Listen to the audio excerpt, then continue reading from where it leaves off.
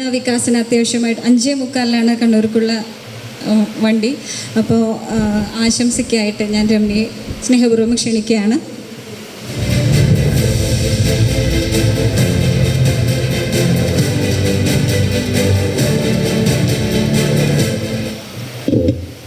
വേദിയിലും സദസ്സിലും ഇരിക്കുന്ന ബഹുമാന്യ വ്യക്തിത്വങ്ങളെ, എൻ്റെ പ്രിയപ്പെട്ടവരെ, കാവിഷിക എന്ന സാംസ്കാരിക സംഘടനയിൽ ഞാൻ എന്ന് വന്നോ അന്നു മുതൽ എൻ്റെ സ്വന്തം ചേച്ചിയെ പോലെ എന്നെ കൈപിടിച്ച് നടത്തുന്ന ഒരാളാണ് ഞാൻ ശ്രീ എന്ന് വിളിക്കുന്ന ശ്രീജാവിധു.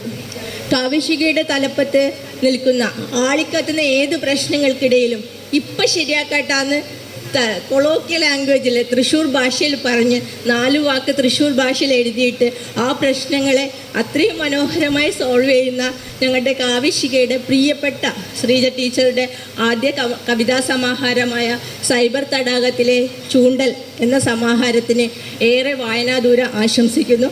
അതുപോലെ തന്നെ ശ്രീജച്ചി ടീച്ചറുടെ എഴുത്ത് ജീവിതത്തിന്, ഇനി അങ്ങോട്ടുള്ള എഴുത്ത് ജീവിതത്തിന് ആശംസകൾ അറിയിച്ചുകൊണ്ട് ഞാൻ എൻ്റെ വാക്കുകൾ ചുരുക്കുന്നു.